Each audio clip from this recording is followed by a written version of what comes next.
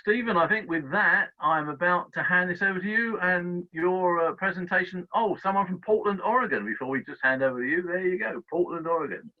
Welcome to you, Barbara. Nice to see you joining us this evening. So, Stephen, I'm going to hand over to you and your presentation on workplace surveillance. Fantastic. Thank you very much for that, Les, and for inviting me to give this talk.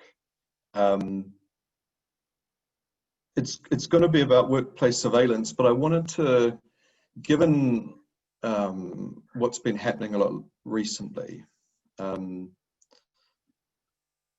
phrase I think that is particularly relevant to talking about workplace surveillance, though it might not seem like it at first, is the idea of cancel culture.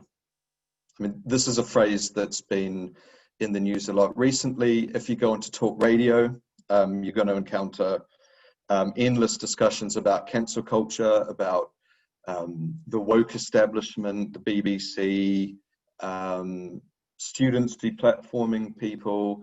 The idea of cancel culture being that this is sort of an organized campaign by crazy lefties on Twitter, in person, in other places, denying people work, forcing people out of jobs, stopping them getting employment, simply for saying things that usually aren't considered politically correct. So this is the basic framing. Supposedly, at least according to some people, we've got a war on free speech, and the way that this is done is cancel culture. And what I want to do in this talk is to suggest that cancel culture does exist, but we're looking for it actually in the wrong place, historically and now. And I think that the cancel culture actually operates under an older name, and that's the Blacklist. And in order to do a blacklist, in order to create a list of names of people who you don't want to employ, you need surveillance. So that's the kind of thing I want to talk about in this presentation today. So I'm going to talk mainly about the United States, and especially in sort of the first big period of this blacklisting, this cancel culture, the development of workplace surveillance in the United States. So roughly from about the Civil War to 1920, so just after the end of the First World War. But given that most people, I think most people in the audience are from the UK, they might be a bit more aware of sort of later examples of this. And I just want to briefly mention a few of them. And I'm sure some people have already encountered some of these names. Probably the most famous example, most famous British example of what I'm going to talk about in the American past is the Economic League. And the Economic League was set up in 1919 after the First World War. British employers are worried about a resumption of strikes, strikes that had really reached a crescendo just before the First World War started and then stopped when the war started. They were also worried about the spread of the Russian Revolution west to Britain and to other places. So they set up this Economic League, which was sort of to defend free enterprise and also to keep tabs on left-wing organizations, especially the early Communist Party, and then going through all kinds of other left-wing parties until, and its operations progressed to the point where it really started to keep a blacklist firstly of left-wing individuals, people, and these people would go through newspaper, the Socialist Worker, the Daily Worker, all the different magazines and newspapers, noting down names, putting them on files. Then they also branched out to include simply people who had been active in a trade union, had spoken up about health and safety concerns, that kind of thing. And the Economic League only ended in 1993, having built up quite a list of thousands of files of individual people, and then passed those files over to another group called the Consulting Association, which continued on. And this was especially big in the construction industry There's been a lot of recent court cases taken by, I think, GMB and Unite and some other unions to get compensation for people who found themselves on a blacklist for all kinds of different reasons. People probably also know about in the BBC ran its own blacklist at least until the 1980s, putting a little Christmas tree on the files of people that it deemed to be subversive.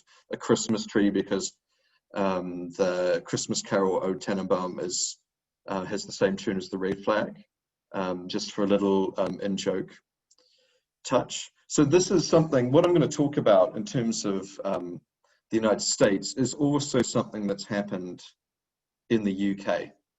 So I just thought that would be good to frame it. Firstly, to say that there is this widespread allegation of cancel culture as a phenomenon today that's harming free speech, that's forcing people, mainly with right-wing or maybe centrist views, to censor themselves, and to put up against it this much bigger cancel culture that's really gone on as long as unions have existed, which has been an attempt by employers and by people in government to, and by their supporters in government to keep noted union activists, to keep unions out of the workplace as much as possible. So to set the American scene, I mean, the story really starts or really gets going in the 1870s. And that's a really big decade because in 1873, there's a global financial crisis, the Panic of 73. There'd been many other economic crises before then, but this one really rolled out worldwide. Before the 1930s, it was called the Great Depression, the period after 1873. But this was an enormous crash. And for the next at least 5 or 6 years until the economy started to rebound, in the United States, unemployment reached something like, the figures are hard to tell, but exactly, it's something like 20% unemployment. And even within those figures, something like a fifth of the labor force had a regular full-time job. And another 2/5 only had what amounts to essentially part-time hours. And then you had at least another fifth being completely unemployed, and the last fifth having only some kind of very occasional casual work. So you had an enormous crisis of employment. And what you also had is the development of the trade unions, which had existed in the United States for a long time, but really started to become a big force during and after the Civil War, but were really forced back by this economic crisis. And if we want to, so if we've got this idea of the United States in the middle of an enormous depression, with living standards being cut, with people, huge numbers of people thrown out of work, and quite a slow grinding depression, quite a lot like what the experience of people after 2008. And of course, the difference being that there was no welfare state to aid those people who were thrown out of work. So you've got this enormous depression. And then you have, in the midst of this, employers wanting to make sure that unions keep out of the workplace. After all, unions interfere with the right of employers to do what they want with their business, and managers resent the idea that unions might interfere in their right to manage the businesses they see fit. So you have two related trends, or two related practices that emerge, especially that had already existed but become really, really widespread during this period. The first is the blacklist. So an employer draws up a list of undesirable people he doesn't want to employ because they're advocating for unions, or they've maybe been involved in a strike and so on. Other employers have similar lists to the extent that they can. They share those lists. And it means that once you get a reputation as a labour agitator, you're out of work. And then you go to apply somewhere else, they won't give you a job because you have this existing history of union agitation. The second thing that you do is, as opposed to simply going after individuals, you ask your entire workforce to sign a contract which pledges them not to join a union. And this was generally called the Ironclad Oath or the Ironclad Agreement, and it was later named, I think by the United Mine Workers in the 20s, the Yellow Dog Contract. So the idea being that employers can force you to sign this contract, and until the practice was banned in the 1930s, if you then decided to join a union, not only could the contract be used to throw you out of employment, it could also be used against union agitators coming into your workplace to try and get you to join, because they were encouraging you to break your contract. So you had these two practices. But of course, there's no point having a blacklist, and there's especially no point having an ironclad oath or some kind of agreement that pledges you not to join a union if you can't work out who is in a union and who's agitating people to union. The blacklist can give you a start, but in order to really find out who's causing, as they would see it, trouble at the workplace, what you really need to do is you need surveillance. And the hero of this story is the private detective. And most people probably now associate private detectives with finding cheating spouses or finding missing people, that kind of thing. Relatively, maybe not entirely benign activity, but maybe performing some useful functions. In the 19th century, the private detective really was, in a way, a kind of holy warrior on the front line against organised labour. And the person who probably best exemplifies and shows how this practice developed is Alan Pinkerton, head of what became the most famous of the detective agencies, the Pinkerton Detective Agency. He was born in 1819 in Scotland, and he immigrated in 1842 after a youthful flirtation with the Chartist movement, which is more than a little bit ironic given what he later went on to do, given that the Chartists were all about the expansion of workers' political and social rights. And Pinkerton got involved in policing by proving to a local sheriff that he was able to follow a particular gang who were, I think, involved in counterfeiting currency. And thanks to his information, the sheriff was able to bring these people in. And so Pinkerton Pinkerton was hired to help out with, he became the first police detective in Chicago. And he leveraged that success as a very canny businessman into his own detective agency in 1849. And much of his activity in terms of the public image was in catching criminals, gangs. He was sent after Jesse James, although he very famously failed to catch him, and then was let go by the companies that had employed him to try and catch him. But he made a name for himself on the railroads, solving train robberies, and later on sending his agents in to catch conductors who were embezzling fares that should have been sent to the railroad companies. But he first became really famous on a national level during the Civil War.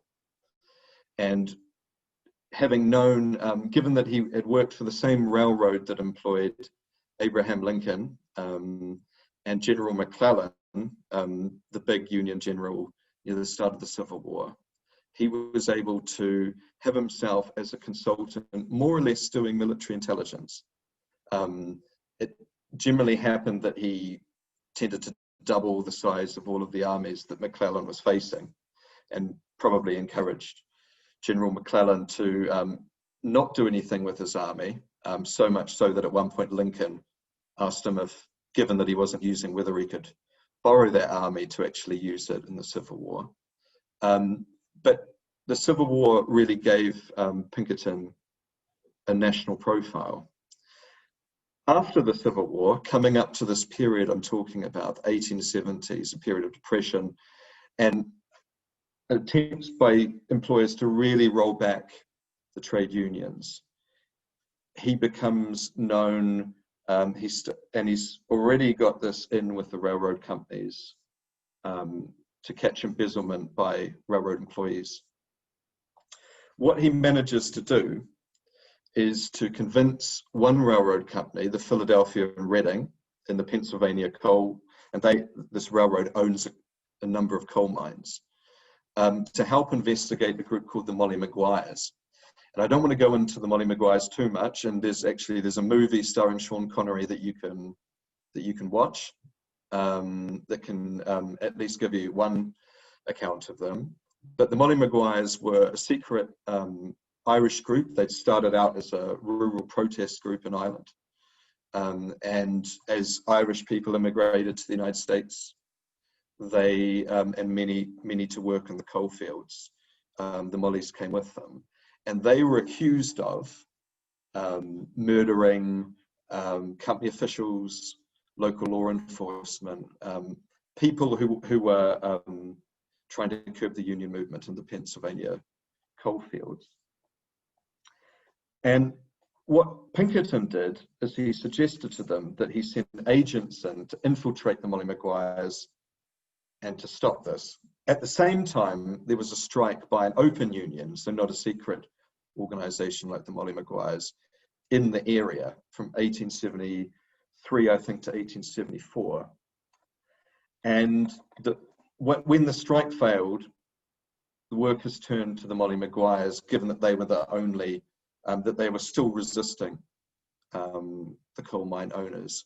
And Pinkerton sent in one of his leading agents, James McFarland, who was himself Irish, to infiltrate the Molly Maguires. And eventually a number of its supposed ringleaders were taken to trial. About 4 years later, so in 1877, they were put on trial. Interestingly, the only really part of the prosecution, they were found guilty and hanged. The only bit of the legal process that was really handled by the state was the gallows, because the evidence came from private detectives. In some of the trials, the president of the Philadelphia and Reading Railroad was also the prosecutor. And so most of the legal process was handled privately. And basically, I mean, the Molly Maguires, which Alan Pinkerton wrote up as a novel, the private detective agencies at the time were very good at publicizing themselves through quite imaginative fiction based on the cases they'd been involved in. And by the 1880s, there were a number of these agencies, and they all provided roughly similar services, more or less four. The first was espionage. And so what they would do is they would take, agents would go into a factory where, you know, an employer was worried that his workers might be thinking about unionizing. And he'd work at the factory, get to know people, and start to sniff out whether there was any talk about organizing or staging an impromptu strike or anything like that. So espionage was very much a part of what Pinkertons did. The second was that they employed strike breakers. So during a strike, people to come in and generally not even necessarily work on behalf of the company and the agency. They would generally pick people up, often recent immigrants who didn't have much idea what was going on the local labor scene, who often didn't have the skills to do the jobs that were being vacated by the people on strike.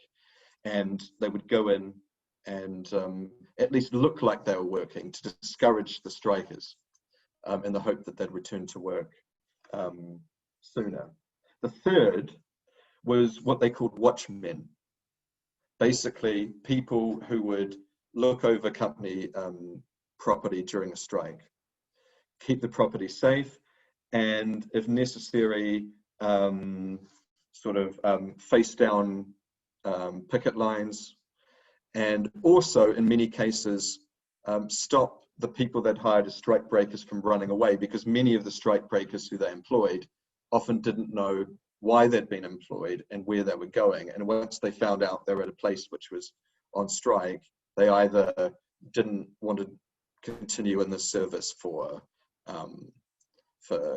because they had some kind of solidarity with the strikers, or because they wanted simply to not be employed by the Pinkertons anymore. And the fourth was what were called strike missionaries. And they could be missionaries in two ways. They could either, in some cases, they could go amongst the strikers and encourage them to be more violent. Because the more violent the strike was, the more likely that the forces of official law and order, the police, or even the National Guard, the state militias, in some cases even the Federal Army, would get involved. And of course, if they got involved, it would always be on the side of the employers. So they would either act essentially as agent provocateur, or they would go and act as sort of common random people preaching against the strike, so to try and break the morale of the strike. So by the sort of the 1880s, the 1890s, you have a pretty comprehensive system in place. So if we're talking about cancel culture, and we don't like the idea that people are being fired for what they think or for what they say, or perhaps what we do, we have almost the perfect example of it. You want to join a union, or you want other people to join with you in a union at many of these places, simply for saying that, simply for talking with your colleagues about it, you could be the subject of a blacklist. You could be, especially if you'd signed a contract with an ironclad oath, you could be thrown out, and maybe the people who agitated for you to join could face problems as well. So you have a really systematic use of what we call cancel culture. So that's basically the system that operated with some twists and turns right up until the 1930s. There were some attempts by states to curb the use of the Pinkertons and other agencies, because especially by the end of the 19th century, you had literally armies of, literally private armies being deployed by employers to workplaces around the country to stamp out strikes, to stop organizing, and so on. You also had a number of strikes where Pinkertons and other private detectives were used, where they actually proved ineffective. And probably the most famous one is in 1892 with the Homestead strike. So a steel mill in Homestead, Pennsylvania, owned by Andrew Carnegie, the noted steel baron and philanthropist, where his manager, Henry Clay Frick, planned a wage reduction and some other changes to the way the work was done at the plant, knowing that the union, at that time, the Amalgamated Iron and Steel Workers, which was probably the most powerful union in the United States, knowing that they would call a strike against this decision, he'd already hired 300 Pinkertons and got them to come down on barges down the local river in order to occupy the factory. But the strikers successfully fought the Pinkertons and forced them to surrender. And in the aftermath, and eventually, despite the fact that the strike had won in that sense, then the National Guard came in and arrested the strike leaders. But there was a big debate after Homestead about whether it was not whether the object of using force to contain strikes was appropriate, but whether private groups should be allowed to do this. So whether the state should itself be in charge of maintaining industrial peace or industrial order in American industry. And what you have in the 20th century, as those debates are going on, is you have the development of especially federal policing. The FBI, its original name, Bureau of Investigation, starts in 1908. It's tasked with, policing interstate crimes. But with the First World War and this resumption of labor protests, which goes on all through the 1910s, what you have is the development of workplace surveillance, which, as we've already talked about, started off being a private affair, with the state playing little or no role in it, sort of outsourced, if you will, to private detective agencies and to employers themselves, starts to be brought within the ambit of the state. And you have the First World War means an enormous growth in all kinds of intelligence agencies. The FBI goes from something like 150 agents in 1914 to something like nearly 1,000 by 1917. Military intelligence, including domestic counterintelligence, ramps up from, I think, military intelligence at the start of the First World War had 2 agents, and by the time that America enters the war in 1917, there's something like 500 agents. And what you have is, firstly, American war planners are worried about one big thing, which is, if there's a war, can trade unionists, can subversive political groups, maybe paid for by the Germans or some other party, can they disrupt, firstly, the production of weapons, secondly, the communication systems of the United States, and thirdly, the transportation network. So you're talking about everything from the telegraphs to the railroads to munitions factories. And in order to do that, the people, at least the ideas and the people that you have to turn to, that already have experience and a proven track record on this, are private detectives. So in a way, what you have in the First World War is you have the development by the military of what's called the Plant Protection Service, which is a network of informers inside all the munitions industries, which is more or less based on the Pinkerton model of sort of espionage agents that you send into factories disguised as regular workers in order to keep you updated as to how unions are organizing and whether strikes are planned. You also have a severe campaign by all levels of the American government against the industrial workers of the world, the radical union. And that also draws upon sort of these labor spies, some of whom are now employed by the federal government directly, others are working for the federal government in some capacity. You also have, to some extent, trade union leaders being involved in handing over lists of, especially of people suspected of belonging to the IWW. So you have, because in the First World War, the American government, the Wilson administration, makes the decision that they will repress the IWW as severely as they can. And eventually they put most of the leading members of the organization on trial. But what they also do is they talk to the leaders of the American Federation of Labor, so the federation of usually more conservative trade unions. And in exchange for saying, we will allow you to organize unimpeded, and we will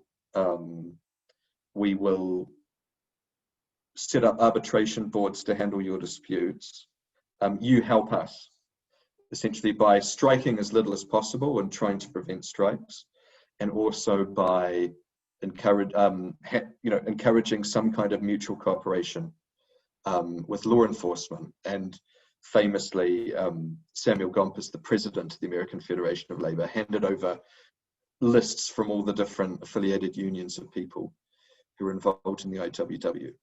And by the end of the war, and especially after the Russian Revolution, brings a new dynamic to things. You have the development of anti-radical blacklists.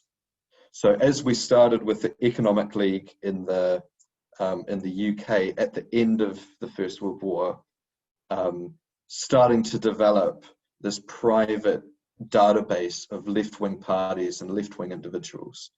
In the States, you have the development of a state-run list of subversives, usually anarchists, people who are otherwise sympathetic to the Russian Revolution, a number of active trade unionists, members of the IWW, within the Bureau of Investigation.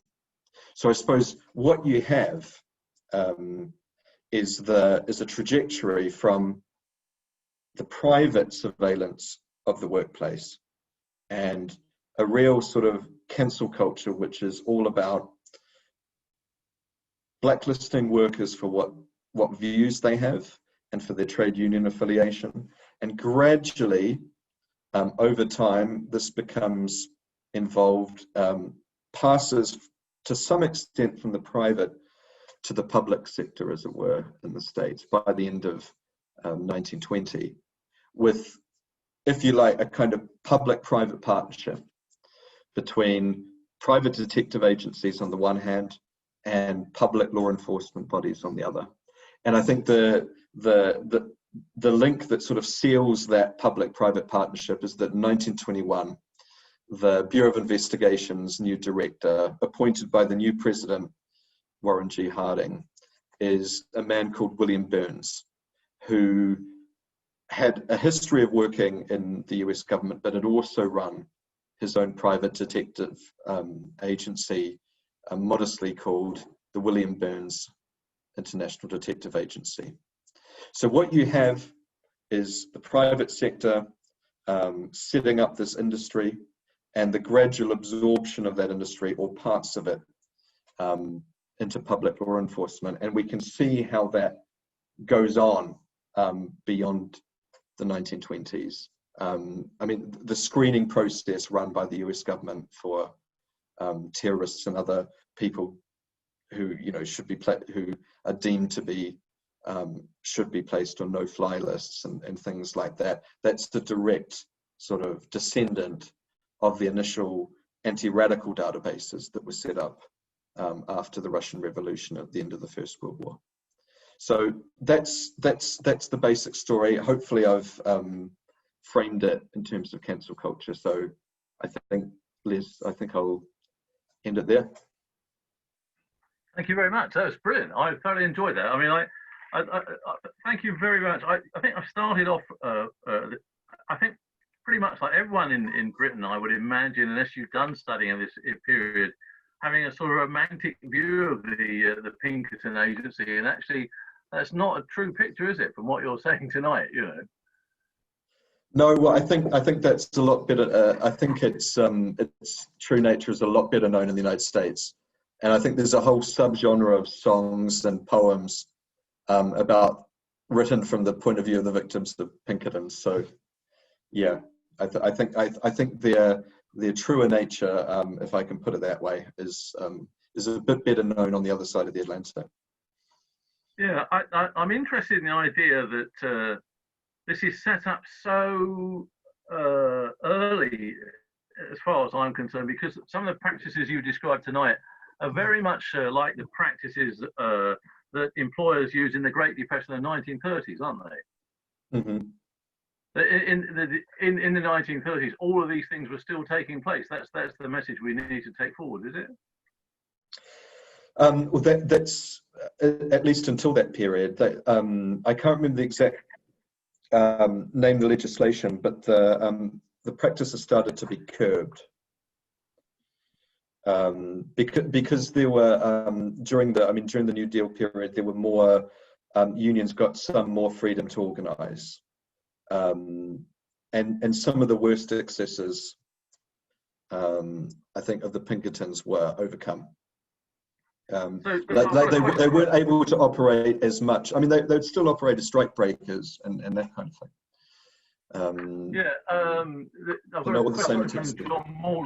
I've got a question from John Morland here about the death of Joe Hill, which I think was in the 1930s, wasn't it?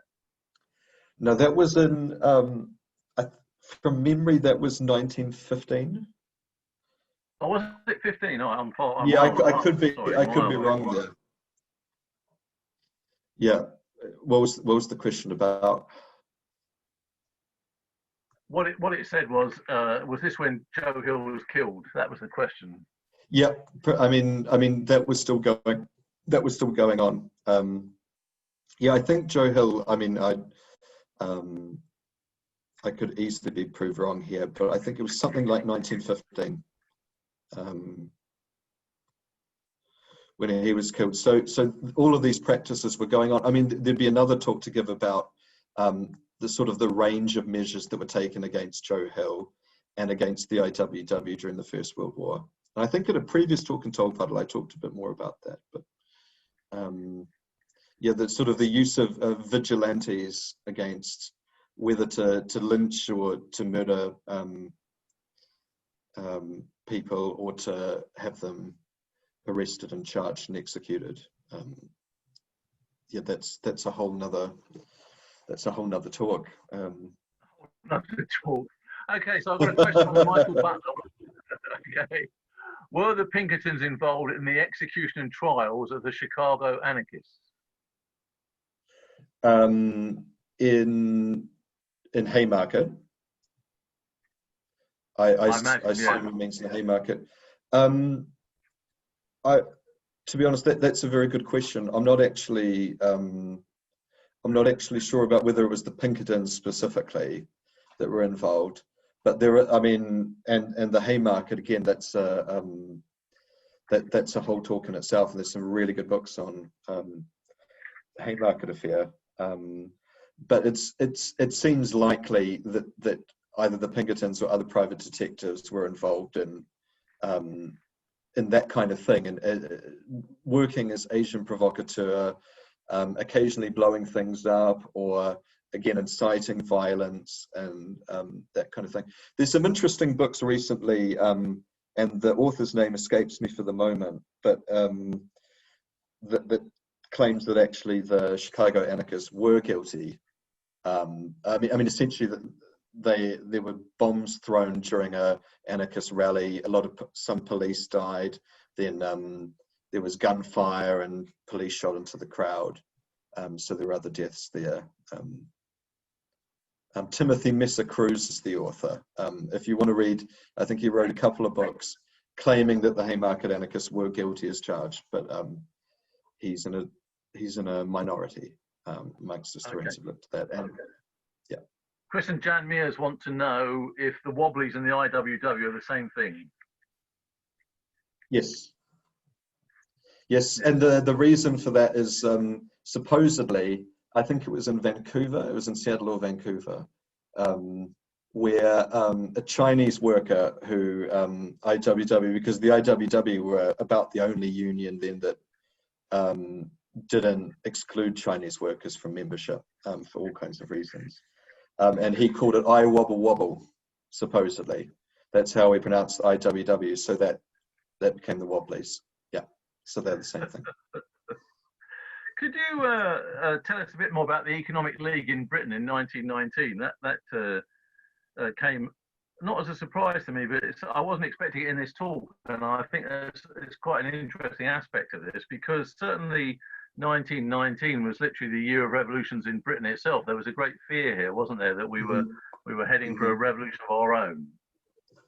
So, yeah. I mean, could you tell us a little bit more about that, the Economic League? It's not my area of expertise completely, but I've done a bit of and there's some great clips on YouTube for anyone watching who wants to as well as there's some really good books written by journalists, especially in the 70s and 80s, when its activities started to become better known. I think some books were written even more recently than that as well. But basically, I think it started off, it was a group of industrialists teamed up with a Conservative MP, from memory, his name was William Reginald Hall, I think. And he'd served as the head of naval intelligence in the First World War. So he very much had intelligence background. And the idea was to keep tabs on left-wing groups, and companies started to join or become affiliated with the League. And so they would start to share information with amongst each other and with the League about particular individuals who they wanted to keep out of employment. I mean, their other goal was as a kind of propaganda arm for sort of free enterprise.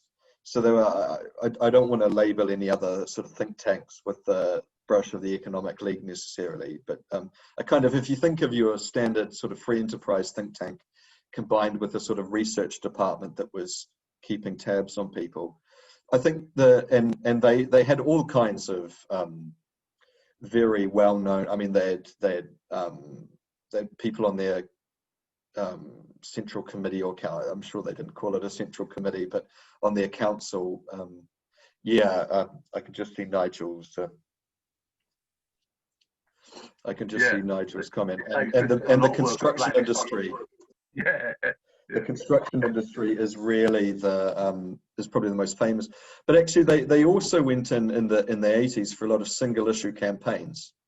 So if you're in the anti-apartheid movement in the 80s, it's possible you might have appeared on their file. There was a famous case of a blind disabled war veteran who ended up on the Economic League's file because he wrote a letter to the Dundee, one of the Dundee papers, praising the council for giving Nelson Mandela freedom of the city. So he ended up on the Economic League's file. They went after people who were, pharmaceutical companies worried about anti-animal testing. They branched out into all kinds of things. But yeah, as Nigel's put in the chat, there's a lot of really good